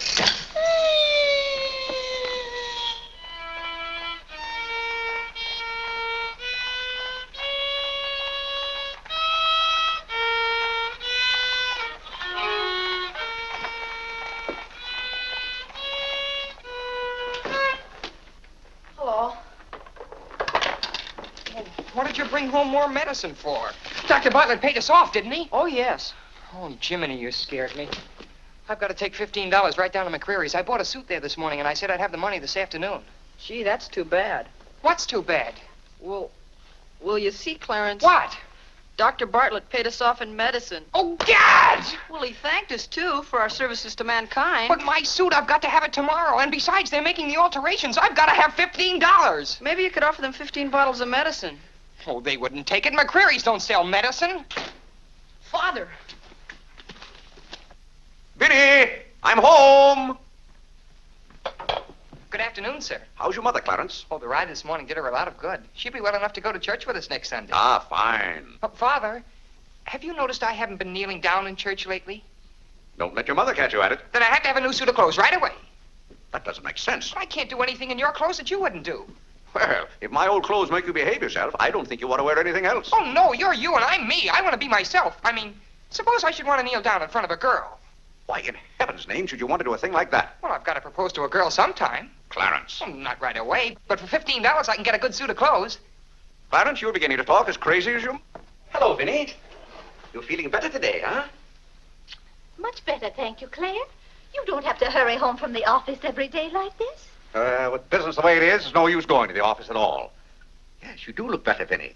What did you do today? Well, I got a carriage and took the boys for a ride, and we stopped in at McCreary's. And, oh, Claire, I've the most wonderful news for you. Who do you think I met? Mr. Morley. Morley? Never heard of him. Remember that nice young minister who substituted for Dr. Lloyd one Sunday? Oh, yes. Bright young fellow. Preached a good, sensible sermon. Short one, too. Ought to be more ministers like him. Well, Claire, his parish is in Audubon Park. You know, way up above Harlem. Nobody knows you up there. You'll be perfectly safe. Safe? Vinnie, what the devil are you talking about? I've gone all over everything with Mr. Morley, and he's agreed to baptize you. Oh, he has. The young whippersnapper. Very nice of him. We can go up there any morning. We don't even have to make an appointment. Who said I was going to be baptized at all? Why, Claire, you did. Now, Vinnie. You gave me your promise, your sacred promise. You said I'll be baptized. I promise I'll be baptized. Well, what if I did? Claire, aren't you a man of your word? Vinnie, we all thought you were dying. So naturally I said that to cheer you up. As a matter of fact, the doctor told me that's what cured you. Well, it seems to me pretty ungrateful of you to press this matter any further. My being well has nothing to do with it. You gave me your word. You gave the Lord your word. And you're going to march yourself up to Mr. Morley's church some morning before you go to the office and be christened. If you think for 1 minute... What in the name of heaven is that? If you think I'm going to let you add the sin of breaking your solemn and sacred promise... I demand to know what that repulsive object is. It's perfectly plain what it is. It's a pug dog. What is it doing in this house? I wanted it and I bought it. You spent good money for that? Claire, don't try to change the subject. How much did you pay for that atrocity? I didn't pay anything for it. I charged it. Charged it? I might have known. How much was it? $15. $15? Claire, For that eyesore? don't you call this lovely work of art an eyesore? It will look beautiful sitting on a red cushion by the fireplace in the living room. If that sits in the living room, I won't. Furthermore, I don't even want it in the same house with me. Get it out of here. Claire, you're not going to get out of this room until you set a date for your baptism. I'll tell you one thing. I'll never be baptized as long as that hideous monstrosity is in this house. All right. All right. Clarence. That pug dog goes back this afternoon, and he's christened first thing in the morning. You heard him, didn't you, Clarence? You heard him say that he'd be baptized as soon as I got this pug dog out of the house. You hurry right back to McCreary's with it, and be sure they credit us with $15. Oh, Mother, while we were at McCreary's, I happened to see a suit I'd like very much, and the suit was only $15. Well, Clarence, I'm afraid your suit will have to wait until after I get your father christened. Well, no, I meant that since the suit cost just the same as the pug dog, if I exchanged the pug dog for the suit... Why, yes. Then the suit wouldn't cost your father anything. Why, how bright of you, Clarence, to think of that. I'd better start right away before McCreary's closes. Yes. Now, let's see. If we're going to take your father all the way to Audubon Park... Clarence, on your way back, you stop at the livery stable and tell them to have a cab here at 8 o'clock tomorrow morning. Mother, a cab? Do you think you ought to? We can't walk all the way to Audubon Park. But you know what a cab does to Father. This is a very important occasion. All right. Get one of their best cabs, the kind they use at funerals. Well, those cost $2 an hour, and if Father gets mad... Well, if your father starts to argue in the morning, you remember. Oh, he agreed to it. We both heard him.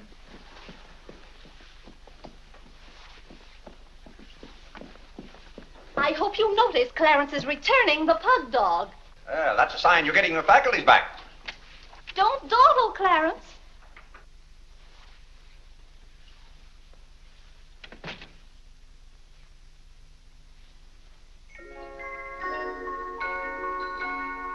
Come to me, sweet Marie, not because your face is fair, dear to Vinnie, it's good to hear you singing again. But your smile so pure and sweet makes my happiness complete, makes me falter at your feet, sweet Marie. Oh, on the way uptown, I stopped in at Tiffany's and bought you a little something. Thought you might like it. Claire! What a beautiful ring! I'm glad it pleased you. Oh, Claire, how sweet of you. I don't know how to thank you. Well, it's thanks enough for me just to have you up and around again. You know, when you're ill, Vinnie, this house is like a tomb. There's no excitement. That's the loveliest ring you ever bought me. Now that I have this, you needn't buy me any more rings. Well, if you don't want any more. What I'd really like now is a nice diamond necklace. Vinnie, do you know how much a diamond necklace costs? Yes, I know, Claire, but don't you see, your giving me this shows I mean a little something to you. Now, a diamond necklace. Good heaven. If you don't know by this time how I feel about you. Well, we've been married for 20 years, and I've loved you every minute of it. What did you say, Claire? I said we've been married for 20 years, and I've loved you every minute of it. But if I have to buy out jewelry stores to prove it, if I haven't shown it to you in my words and actions, I might as well... Well, what have I done now? It's all right, Claire. I'm just so happy. Happy? You said you loved me. And this beautiful ring, that's something else I didn't expect. Oh, Claire, I love surprises. But that's another thing I've never understood about you, Vinnie. Now, I like to know what to expect. Then I'm prepared to meet it. Yes, I know, Claire, but life would be pretty dull if we always knew what was coming. Well, it's certainly not dull around here. In this house, you never know what's going to hit you tomorrow.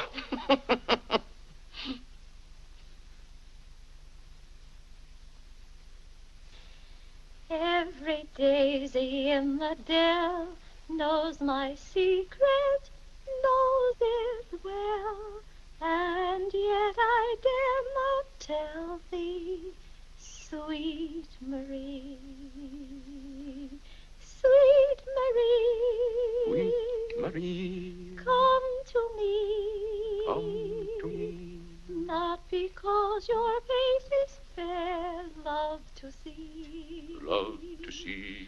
Every daisy in the dell knows my secret, knows it well, and yet I dare not tell, sweet Marie.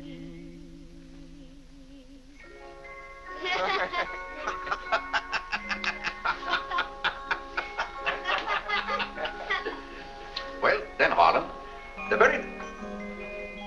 Who are you? What's your name? Margaret, sir. Can't be Margaret. We've got one Margaret in the house. At home, they call me Maggie, sir. All right, Maggie. If her name's Margaret, that's a good sign. Maybe she'll stay a while. Do you know, boys, your mother used to be just the same about cooks as she is about maids. Never could keep them for some reason. Well, one day about 14 years ago. Yes, it was right after you were born, John. My, you were a homely baby. Thank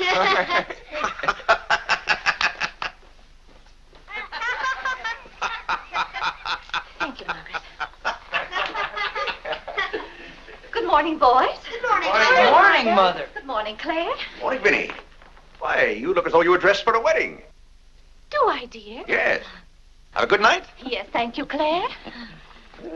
Sit down, Vinnie. Sit down, boys. Oh, thank you, Clarence. Well, seems to me everyone's all dressed up this morning. What's on the program for this fine day? Well, this afternoon, May Lewis's mother is giving a party for everyone in May's dancing class. Harlan's going to that. I don't want to go, Mama. Harlan, don't you want to go to a party and get ice cream and cake? May Lewis always tries to kiss me. When you get a little older, you won't object to girls wanting to kiss you. Will he, Clarence? This is for you, Mr. Day. Where shall I put it? Oh, that's for me, I think. Take it upstairs, Maggie. Wait a minute, Maggie. Bring it here. Let's see it. See, it's for me, Father, Clarence Day, Jr. Let me look. Well, that's from McCreary's. And it's marked charge. What is it? Claire, it's all right. It's nothing for you to worry about. Well, at least I think I should know what's being charged to me. What is it? Claire, stop your fussing. It's a new suit of clothes for Clarence, and it isn't costing you a penny. It's marked charge $15. It's costing me $15. And I told Clarence... Claire, can't you take my word? It isn't costing you a penny. I'd like to have you explain why it isn't. Because Clarence took the pug dog back and got the suit instead. Of course. And they'll charge me $15 for the suit. Nonsense, Claire. We gave them the pug dog for the suit, don't you see? Then they'll charge me $15 for the pug dog. But, Claire, they can't. We haven't got the pug dog. We sent that back. Well... But... Well, now, wait a minute, Vinnie. The suit... Well, there's something wrong with your reasoning. Well, Claire, I'm surprised at you when you're supposed to be so good at figures. Well, it's perfectly clear to me. Vinnie, they're going to charge me for one thing or the other. Don't you let them.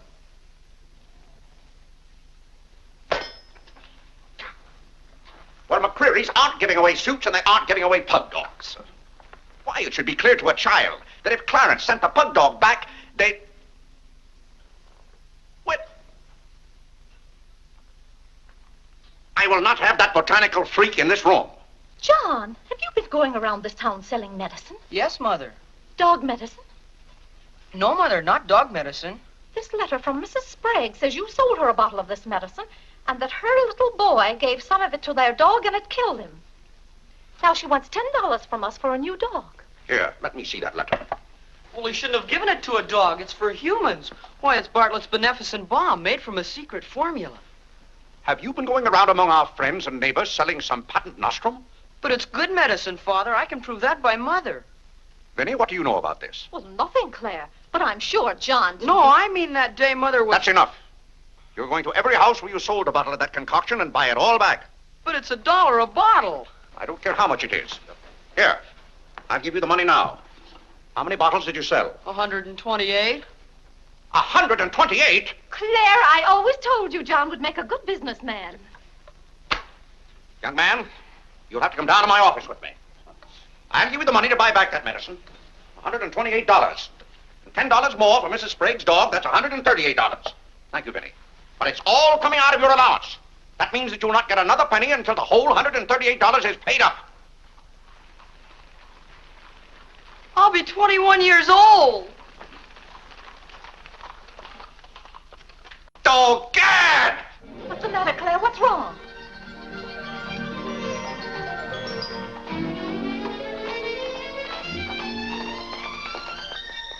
Those gypsies are back. Don't anyone answer the door. They're moving in on us again, bag and baggage. I won't have it, I tell you. I won't have it. Now, Claire. Don't let them in. Claire, hush up. They'll hear you. Tell them to get back in that cab and drive right on to Ohio. As if we could turn our own relatives away. But they're extravagant enough to take cabs when horse cars run right by our door. And now you be quiet and behave yourself. John, come help with the baggage. Why do they always have to pounce on us without any warning? Cora, Mary. Well, it's so good to have you back again. How are you, Vinnie? We've been so worried about you. Oh, I'm fine now. Did you have fun in Springfield? Was it? John, my, you're still growing. Thank you, Cousin John, Cora. go get the baggage. There's Whitney. How are you, darling? Fine, thank you. And little Harlan. Have you been a good boy? No. Claire, the girls are here. Cousin Claire, here we are again. My, it's so nice to be back. How do you do, Mr. Day?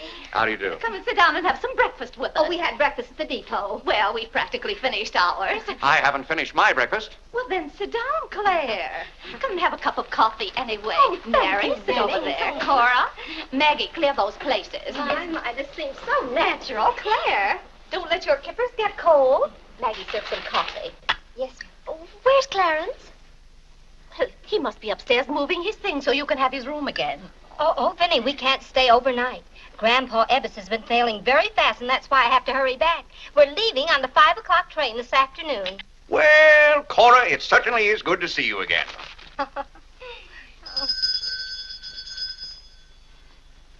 Well, who can that be? Well, this time it can't be another special delivery letter for Clarence.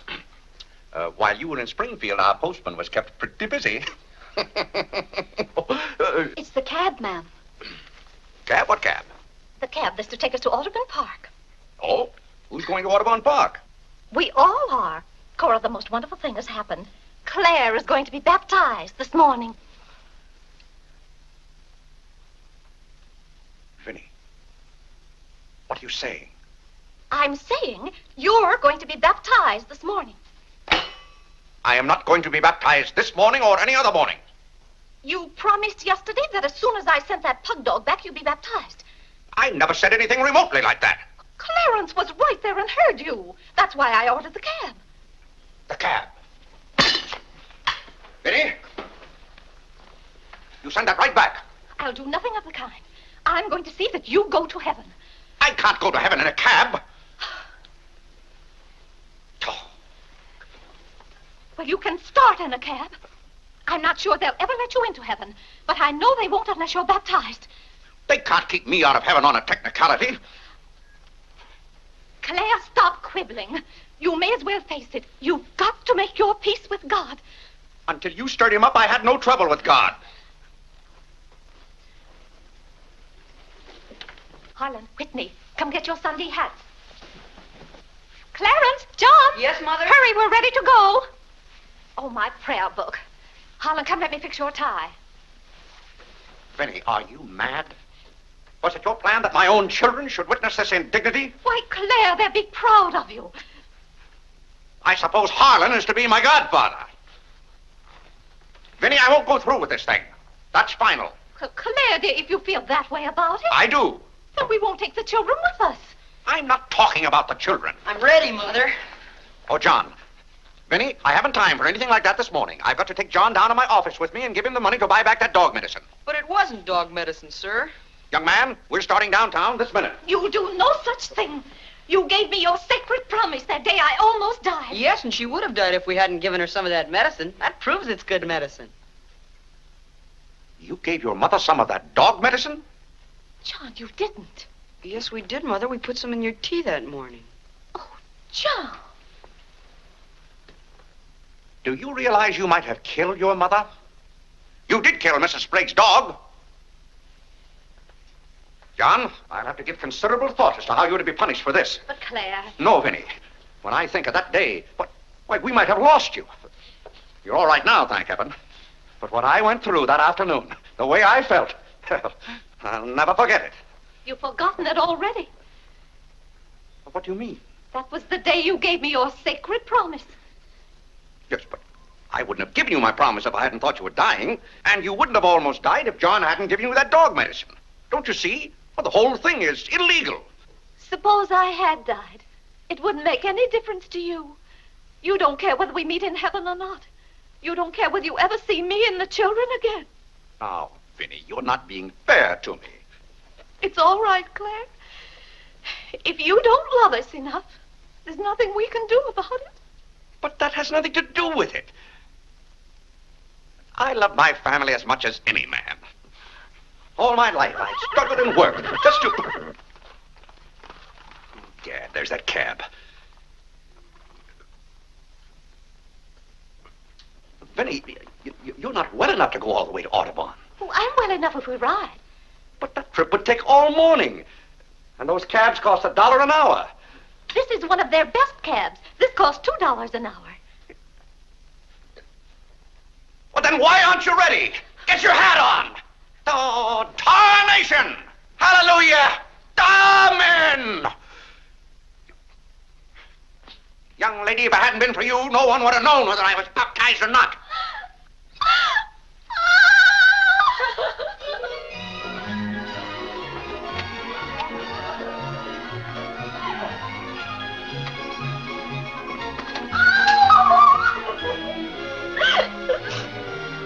Oh, Gad! Good morning, Mr. Day. Going to the office? No. I'm going to be baptized.